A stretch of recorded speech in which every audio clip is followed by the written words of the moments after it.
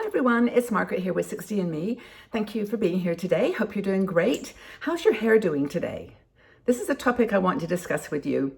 I have been coloring my hair now for 40 years and I'm still doing it. Not quite so frequently, but I have tried all kinds of hair products, both to nourish and hydrate and keep my hair healthy, and also color products. And remember years ago when we started dyeing our hair when we were in our 30s, there wasn't the same care in the ingredients. So my poor hair has been through a lot in its little lifetime. But, and yes, I'm now dealing with some of the challenges. Now, one of our bloggers, Suzanne Blondes, wrote an article on 5 secrets how to nourish your overprocessed and drying hair. It's a great article. It's a little bit tongue-in-cheek, but I think that she's got the right idea in some of these areas. And she said that she started going gray when she was 20, in her 20s. I think I was like in my early 30s when I started. I'm 71 now, so 40 years. But anyway, she's got some ideas, and I think these 5 secrets, she calls them, but they're actually just very simple and straightforward tips, might give you some ideas. Now, she says she's colored her hair green, blue, red, pink. I've actually done my hair pink once, and I think there's in fact a video that I did of dyeing my hair pink. I'll see if I can put a link to it in the description below, because I think it's fun. I think hair is one thing that we can change and play with and modify. And yes, there are lots of healthy, safe products that we can use. When I did my hair pink, I used a powder, and it just washed out the same day. But it was fun. I think it looked okay. But it's just a lot of women just love doing things with their hair that involve dyes and powders. So she's got these tips based on her years of experience, and now I think a little bit battered hair. And if your hair is over dry, over processed, this is not uncommon. And also, we live in a world now with lots of toxins and things in the air that don't really help our hair. And of course, we put hair drying, curling irons and heat on our hair dryers, and our hair just has to deal with all of that. But from her perspective and mine too, it's not just what we put on our hair, it's what we put in our bodies, because hair is just growing from inside our bodies, and that's what we need to consider as well. So the first thing though she talks about is going to shock you, and I was like, what? When I read the first headline on this, and that is, stop using shampoo. And I thought about this, and actually I had to smile, because when I travel, I always know that I can pick up some shampoo and things on the way. So I don't normally pack, but I always pack conditioner, because I think if I'm actually in a place where I can have a quick shower, I'd rather just pop some conditioner on my hair than try to use shampoo. And she says that for the very same reason. She goes, why don't you start at least alternating washing your hair with conditioner? Now, let's face it, our hair doesn't get really greasy, oily, dirty unless you're working outside or in a job where, you're in an environment that's a bit dusty and so on. And of course, outside you get the car fumes and all the rest of it, but we're not getting our hair really filthy dirty. We're not, unless you're working on a farm, of course, and there's lots of places you might need a good clean. But she says, why not just use conditioner? It's really good for your hair. Just wash your hair with conditioner, rinse it well, and your hair will thank you for it. She says, you will notice a difference in your hair. And at a minimum, she says, just go for a while without washing your hair. I will own up, I don't take a shower every day. I take a shower maybe every 3rd day. I do a wash down every morning and so on, but I don't get in the bath or the shower. I just don't think I get that need to strip my skin and my hair of all the natural oils that it's creating. So she says, try alternating, shampoo, if you want with shampoo, wash with shampoo, and then try washing with conditioner. It makes all the difference. And then she mentions this, if your hair is silver or gray, to use a light conditioner that's designed for silver or gray hair. And she talks about purple conditioner. You probably know about these. She references one called Clairol Shimmer Lights Conditioner. There's one for blonde and one for silver. This is a conditioner that puts sparkle in your hair, and it's not a shampoo. Then another thing she says, and this is another one that might go, is grease your hair before washing it now and again. What does that mean? Well, it means grab that coconut oil, that argan oil, that beautiful pomegranate oil that I use sometimes, and just put it any kind of really good quality oil. Put it in your hair before you wash it. Just rub it in, even overnight. You know, if you could wrap a little towel around your hair. Go in the morning and have the shower with, use shampoo this time because you'll need that to get the grease off. But, you know, it's incredible what a little bit of oil can do for your hair. And, you know, your hair, this is the ends of your hair, of course.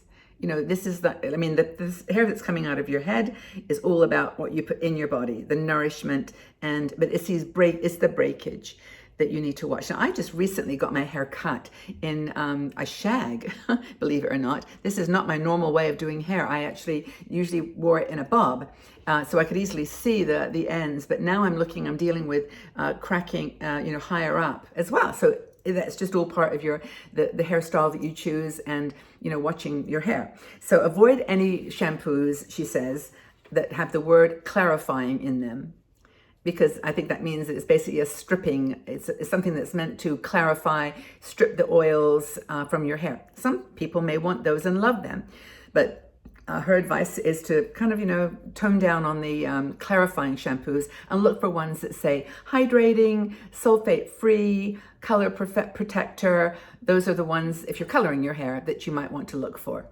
It's really cool. Another thing she talks about is our beloved hairdressers.